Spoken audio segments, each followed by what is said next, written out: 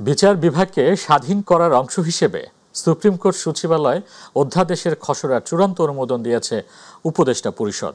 বৃহস্পতিবার প্রধান উপদেষ্টা ডক্টর মোহাম্মদ ইউনূসের সভাপতিত্বে অনুষ্ঠিত বৈঠকে এই অনুমোদন দেওয়া হয়।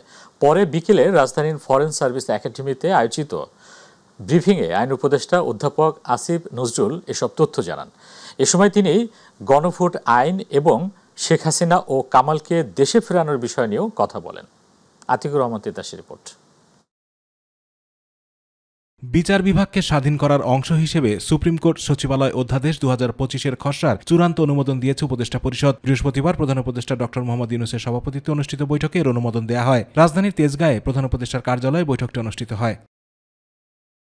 বিকেলে রাজধানীর ফরেন সার্ভিস একাডেমিতে আয়োজিত ব্রিফিংয়ে আইন ও বিচার বিষয়ক উপদেষ্টা অধ্যাপক আসিফ নজরুল বলেন, সুপ্রিম কোর্ট সচিবালয় অধ্যাদেশের খসড়ার চূড়ান্ত অনুমোদন দেওয়ার মাধ্যমে বিচার বিভাগ স্বাধীন হবে, নিশ্চিত হবে পূর্ণ স্বাধীনতা।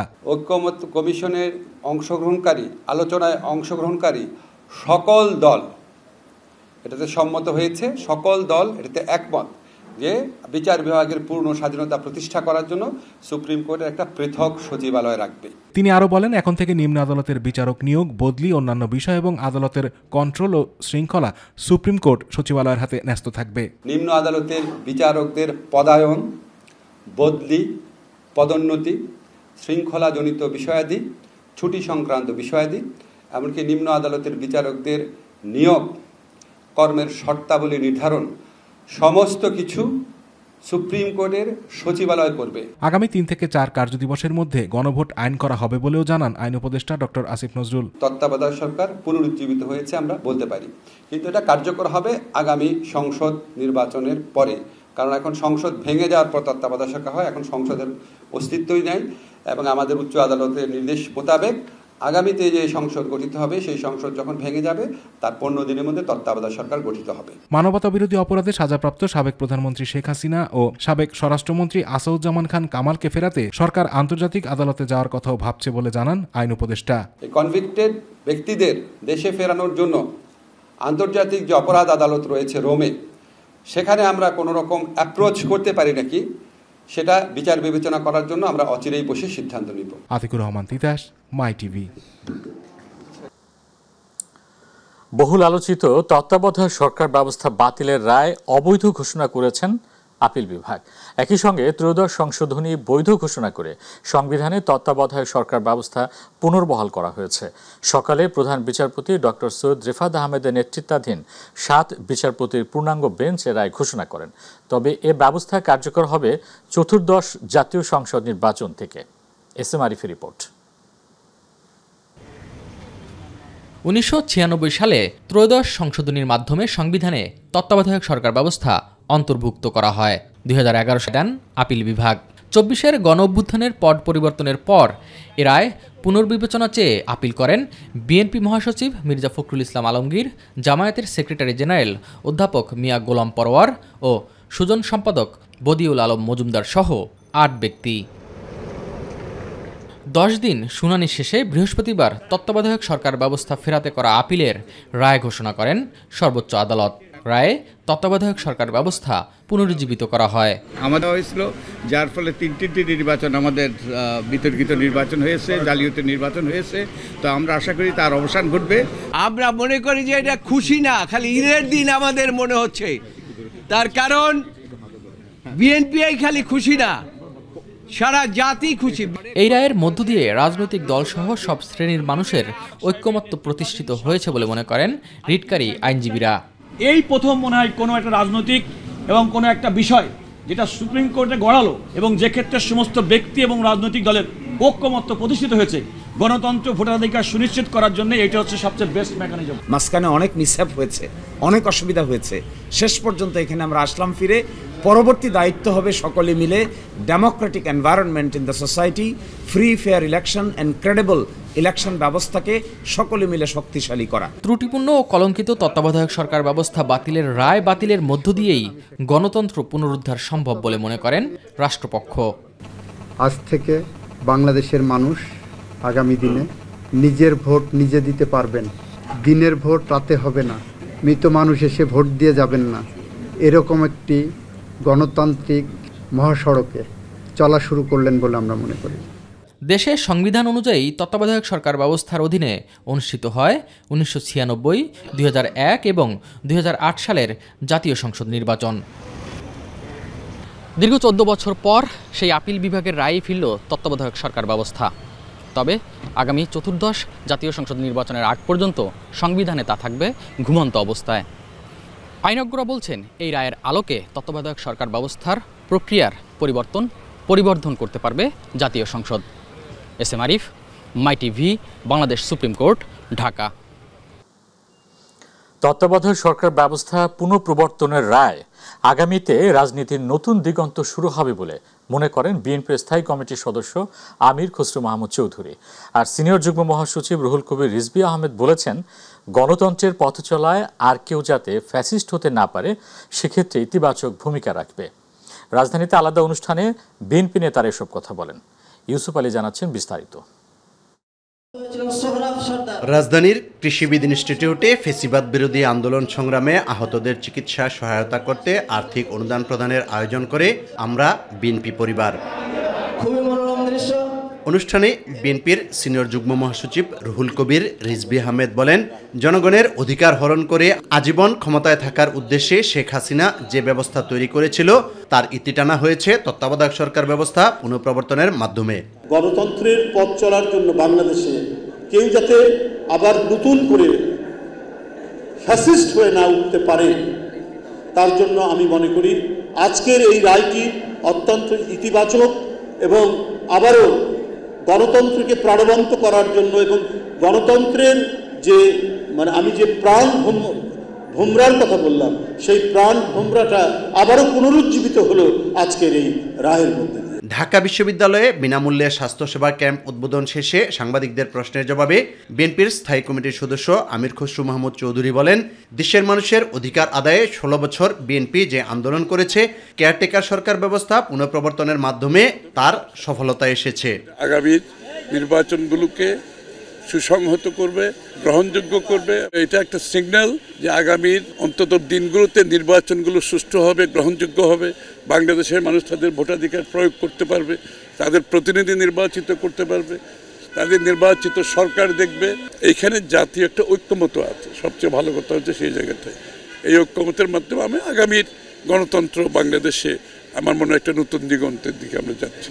ইউসুফ আলী, মাই টিভি, ঢাকা। তত্ত্বাবধায়ক সরকার ব্যবস্থা পুনর্বহালের রায়কে বাংলাদেশের ইতিহাসে গুরুত্বপূর্ণ মাইলফলক আখ্যা দিয়েছে বাংলাদেশ জামায়াত ইসলামী। রায় ঘোষণার পর মগবাজারে দলের কেন্দ্রীয় কার্যালয়ে জরুরি সংবাদ সম্মেলন করে দলটি এই রায়কে স্বাগত জানিয়েছে এবং আগামী জাতীয় নির্বাচন নিরপেক্ষ করার প্রত্যয় ব্যক্ত করেছে। সংবাদ সম্মেলনে জামায়াতের সহকারী সেক্রেটারি জেনারেল এহসানুল মাহবুব জুবায়ের বলেন, যে রায়ে তত্ত্বাবধায়ক সরকার ব্যবস্থা বাতিল করা হয়েছিল সেটি ছিল বিতর্কিত ও রাজনৈতিক উদ্দেশ্য প্রণোদিত। বিস্তারিত শিমুল খানের রিপোর্টে। তত্ত্বাবধায়ক সরকার ব্যবস্থা পুনর্বহালের রায়ের পর মগবাজারে দলীয় কার্যালয়ে জরুরি সংবাদ সম্মেলন ডাকে বাংলাদেশ জামায়াত ইসলামী। ব্রিফিংয়ে বলা হয়, যে রায়ে তত্ত্বাবধায়ক সরকার ব্যবস্থা বাতিল হয়েছিল সেটি ছিল বিতর্কিত ও রাজনৈতিক উদ্দেশ্য প্রণোদিত। সেই সুযোগে হাসিনা স্বৈরাচারী শাসন কায়েম করেছিল। আগামী জাতীয় নির্বাচনকে সুষ্ঠু, অংশগ্রহণমূলক ও নিরপেক্ষ করতে অন্তর্বর্তীকালীন সরকারের প্রতি দায়িত্বশীল ভূমিকা প্রত্যাশা করে জামায়াত। সরকার ব্যবস্থা বাতিলের কারণে শেখ হাসিনা সরকার পরবর্তীতে এই ফেসিবাদ এবং স্বৈরাচারী চরিত্র দ্বারা অর্জন করেছিলেন। এই কেয়ারটেকার সরকার নিয়ে এই জাতি আন্দোলন করেছে, দীর্ঘ আন্দোলন করেছে এবং এই কেয়ারটেকার সরকারের জন্য জাতির অনেক রক্ত দিতে হয়েছে। রায়কে নিরপেক্ষ নির্বাচনের নতুন সুযোগ সূচনা হিসেবে উল্লেখ করে জামায়াত জানায়, দীর্ঘদিনের প্রত্যাশা পূরণ হয়েছে জনগণের। কেয়ারটেকার সরকার না থাকলে বা এই ধরনের একটি লেভেল প্লেইং ফিল্ড এবং নিরপেক্ষ সরকার ব্যবস্থা না থাকলে কি হতে পারে, 14, 18 এবং 24 আমাদের সামনে সেটা জাতীয় উদাহরণ। এই রায়ের ফলে নির্বাচনকে ঘিরে রাজনৈতিক সমীকরণে বড় পরিবর্তন আসতে পারে বলে মনে করেছিলেন বিশ্লেষকরা। এখন নজর পরবর্তী রাজনৈতিক সিদ্ধান্তের দিকে। শিমুল খান, মাই টিভি, ঢাকা। নির্বাচনকালীন তত্ত্বাবধায়ক সরকার ব্যবস্থা পুনর্বহালের রায়কে স্বাগত জানিয়ে জাতীয় নাগরিক পার্টি এনসিপির সদস্য সচিব আক্তার হোসেন বলেছেন, জাতি কলঙ্কমুক্ত হয়েছে। তত্ত্বাবধায়ক সরকার ব্যবস্থা এখন পর্যন্ত গ্রহণযোগ্য সরকার ব্যবস্থা। সন্ধ্যায় রাজধানীর বাংলা মোটরে এনসিপির কার্যালয়ে ত্রয়োদশ সংশোধনী মামলার রায়ের ব্যাপারে প্রতিক্রিয়ায় তিনি এসব কথা বলেন। আক্তার হোসেন বলেন, আওয়ামী লীগ সরকারের আমলে সংবিধানের ত্রয়োদশ সংশোধনী বাতিলের রায় অবৈধ ঘোষণা করে নির্বাচনকালীন নির্দলীয় তত্ত্বাবধায়ক সরকার ব্যবস্থা পুনর্বহালের সিদ্ধান্তের যে রায় আদালত দিয়েছেন, এর মাধ্যমে জাতি কলঙ্ক থেকে মুক্ত হয়েছে। এনসিপির এই নেতা আরও বলেন, নির্বাচনকে অংশগ্রহণমূলক করতে হবে। জুলাই সনদের আদেশে অস্পষ্টতা আছে। এটা আগে জাতির সামনে সরকারকে তার স্পষ্ট ব্যাখ্যা দিতে হবে, তাহলেই এনসিপি জুলাই সনদে স্বাক্ষর করবে। জুলাই সনদে যেভাবে তত্ত্বাবধায়ক সরকার গঠন করার কথা বলা হয়েছে, ঠিক সেভাবেই তারা সেটাকে সংবিধানে অন্তর্ভুক্ত করবেন। অতএব ত্রয়োদশ সংশোধনীতে যেভাবে আছে সেভাবে নয়, জুলাই সনদে যেভাবে আছে সেভাবেই তত্ত্বাবধায়ক সরকার গঠন করতে হবে। এই আহ্বান এবং এই বাধ্যবাধকতার কথা জানিয়ে আমরা আমাদের আজকের যে রায় সেটাকে আমরা স্বাগত জানাচ্ছি। জুলাই সনদ বাস্তবায়ন আদেশের সুস্পষ্ট ব্যাখ্যা জাতির কাছে উপস্থাপন করতে হবে এবং সে ব্যাখ্যা পেলেই আমরা জাতীয় নাগরিক পার্টি এনসিপি জুলাই সনদে স্বাক্ষর করতে আমাদের বাধা থাকবে না। বিএনপির ভারপ্রাপ্ত চেয়ারম্যান তারেক রহমানের 61তম জন্মদিন আজ। তবে দেশের বর্তমান পরিস্থিতির কারণে গত বছরের মতো এবারও দলের পক্ষ থেকে দোয়া মিলাদ ছাড়া কোনো আনুষ্ঠানিক কর্মসূচি রাখা হয়নি।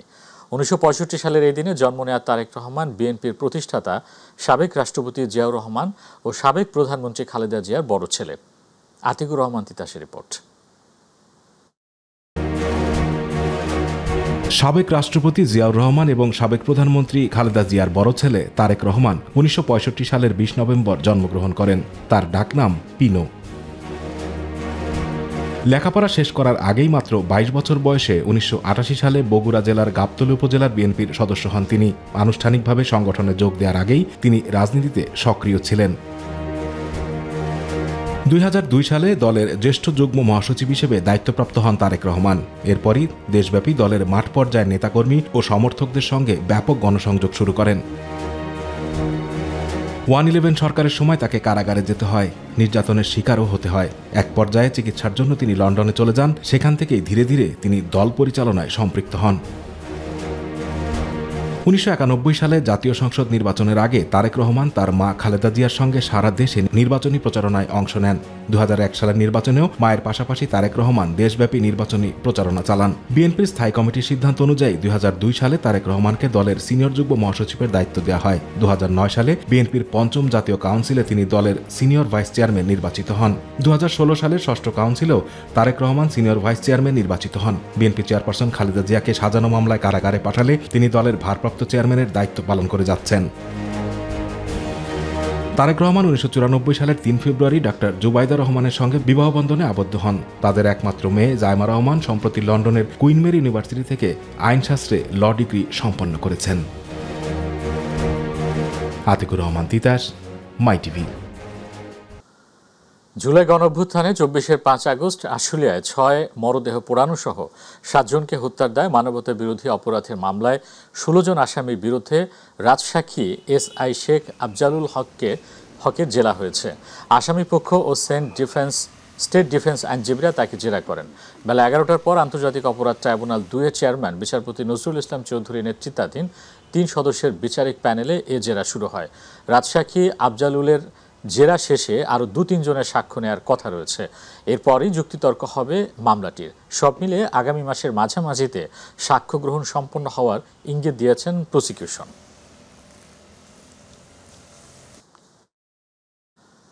জাতীয় নিরাপত্তা উপদেষ্টা ডক্টর খলিলুর রহমান বলেছেন, অভ্যন্তরীণ ইস্যুতে কোনো দেশের হস্তক্ষেপের বিরুদ্ধে বাংলাদেশ। কোনো ধরনের সন্ত্রাসবাদ প্রশ্রয় না দেওয়ার অঙ্গীকারও পুনর্ব্যক্ত করেছেন তিনি। বৃহস্পতিবার ভারতের দিল্লিতে কলম্বো সিকিউরিটি কনক্লেভে একথা বলেন ডক্টর খলিলুর রহমান। এর আগে বুধবার জাতীয় নিরাপত্তা উপদেষ্টা ও রোহিঙ্গা বিষয়ক উচ্চ প্রতিনিধি ডক্টর খলিলুর রহমান ভারতের জাতীয় নিরাপত্তা উপদেষ্টা অজিত দোভালের সঙ্গে সাক্ষাৎ করেন। এ সময় নিরাপত্তা উপদেষ্টা সুবিধাজনক সময়ে বাংলাদেশ সফরের জন্য ভারতের জাতীয় নিরাপত্তা উপদেষ্টা অজিত দোভালকে আমন্ত্রণ জানান। গত বছরের আগস্টে অধ্যাপক মোহাম্মদ ইউনূসের নেতৃত্বে অন্তর্বর্তী সরকার দায়িত্ব নেওয়ার পর এটি দ্বিতীয় কোনো উপদেষ্টার তার দিল্লি সফর। এর আগে চলতি বছরের ফেব্রুয়ারিতে ইন্ডিয়া এনার্জি উইকে অংশ নিতে জ্বালানি উপদেষ্টা মোহাম্মদ ফাউজুল কবির খান ভারত সফর করেছিলেন।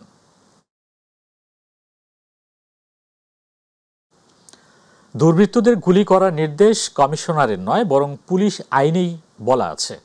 ঢাকাবাসীর যান ও মালের নিরাপত্তা দিতে পুলিশ আইন প্রয়োগ করবে বলে মন্তব্য করেছেন ডিএমপি কমিশনার শেখ মোহাম্মদ সাজ্জাদ আলী। সকালে ঢাকা মেট্রোপলিটন পুলিশের সাইবার সাপোর্ট সেন্টারের আনুষ্ঠানিক উদ্বোধন অনুষ্ঠানে এসব কথা বলেন তিনি। বিস্তারিত শিমুল খানের রিপোর্টে।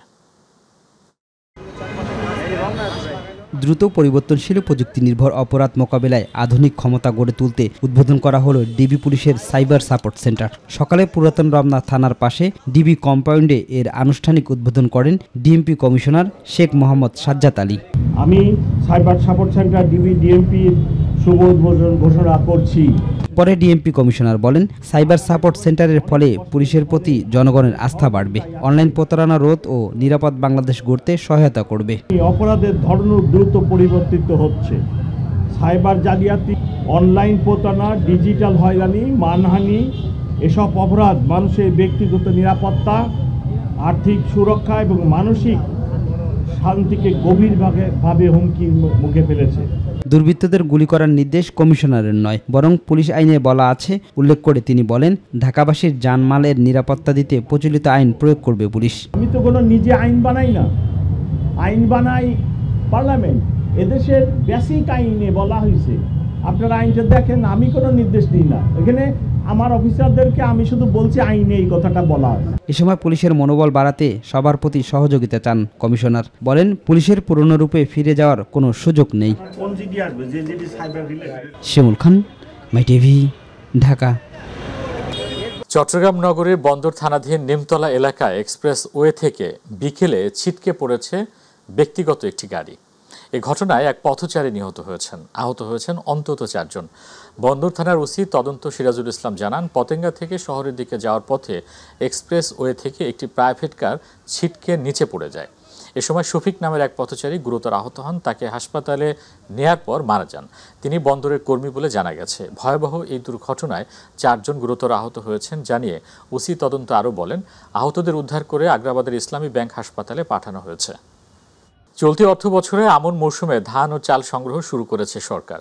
এবছর 50,000 মেট্রিক টন ধান, 50,000 মেট্রিক টন আতপ চাল এবং 6 লাখ মেট্রিক টন সিদ্ধ চাল সংগ্রহ করা হবে বলে জানিয়েছেন খাদ্য উপদেষ্টা আলী ইমাম মজুমদার। দুপুরে সচিবালয়ে সাংবাদিকদের সাথে আলাপকালে তিনি জানান, প্রতি কেজি ধানের মূল্য 32 টাকা, প্রতি কেজি সিদ্ধ চাল 50 টাকা এবং 49 টাকা কেজি দরে আতপ চাল সংগ্রহ করা হবে। ধান চাল সংগ্রহের সময়সীমা ফেব্রুয়ারি পর্যন্ত নির্ধারিত থাকলেও জাতীয় নির্বাচনের আগেই সরকার সংগ্রহের কাজ শেষ করতে চায় বলেও জানান খাদ্য উপদেষ্টা। এছাড়া চালের দাম স্থিতিশীল রয়েছে জানিয়ে তিনি বলেন, অন্তর্বর্তী সরকার পরিবর্তিত নির্বাচিত সরকারের জন্য পর্যাপ্ত খাদ্য মজুদ রেখে যাবে। যত ডিপার্টমেন্ট আছে, জেলা প্রশাসন তো বটেই, জেলা প্রশাসন বটেই, এখানে খাদ্য ডিপার্টমেন্টের লোকেরাও কিন্তু ইলেকশনের কাজের সাথে জড়িত থাকবে। কেউ প্রিসাইডিং অফিসার হবে, কেউ পোলিং অফিসার হবে, বিভিন্ন রকম জড়িত হবে। সুতরাং এর আগে প্রায় সবটা সংগ্রহ করে ফেলার জন্য ইনশাল্লাহ আমরা চেষ্টা করব। চট্টগ্রাম বন্দরের new mooring container terminal NCT পরিচালনার দায়িত্ব বিদেশি কোম্পানিকে দেয়ার চলমান চুক্তি প্রক্রিয়া মামলা নিষ্পত্তি না হওয়া পর্যন্ত বন্ধ রাখার নির্দেশ দিয়েছেন হাইকোর্ট। একই সঙ্গে আগের শুনানিতে অ্যাটর্নি জেনারেলের আশ্বাসের পরও প্রক্রিয়া এগিয়ে নেওয়ায় তীব্র অসন্তোষ প্রকাশ করেছেন আদালত। বৃহস্পতিবার বিচারপতি ফাতেমা নজিব এবং বিচারপতি ফাতেমা আনোয়ারের হাইকোর্ট বেঞ্চ এ আদেশ দেন। শুনানি শেষে আদালত আজ নিউ মোরিং কন্টেইনার টার্মিনাল নিয়ে চুক্তির সব কার্যক্রম বন্ধের নির্দেশ দেন। এর আগে গত 30 জুলাই এনসিটি পরিচালনায় চট্টগ্রাম বন্দর কর্তৃপক্ষের বিদেশি কোম্পানির সঙ্গে চুক্তির চলমান প্রক্রিয়া কেন আইনগত কর্তৃত্ব বহির্ভূত ঘোষণা করা হবে না তা জানতে চেয়ে রুল দেন হাইকোর্ট। আগামী জাতীয় সংসদ নির্বাচনে ঢাকা 8 আসনে প্রার্থী হতে জাতীয় নাগরিক পার্টি এনসিপির মনোনয়নপত্র কিনেছেন জুলাই অভ্যুত্থানের সময় সেলুট দিয়ে আলোচনায় আসা রিকশা চালক সুজন। সন্ধ্যা 7:30টায় এনসিপি কার্যালয় থেকে মনোনয়নপত্র সংগ্রহ করেন তিনি। সুজন জুলাই বিপ্লবের সময় আন্দোলনরত শিক্ষার্থীদের স্যালুট জানিয়ে আলোচনায় আসেন। সেই জনপ্রিয়তা ও ভালোবাসায় নির্বাচনে জয়ী হবেন বলে আশাবাদী তিনি। একই সময় ঢাকা 14 ও ঢাকা 16 আসনের মনোনয়ন সংগ্রহ করেছেন জাতীয় নাগরিক পার্টির সিনিয়র যুগ্ম আহ্বায়ক ও ঢাকা মহানগর উত্তরের আহ্বায়ক আরিফুল ইসলাম আবিদ।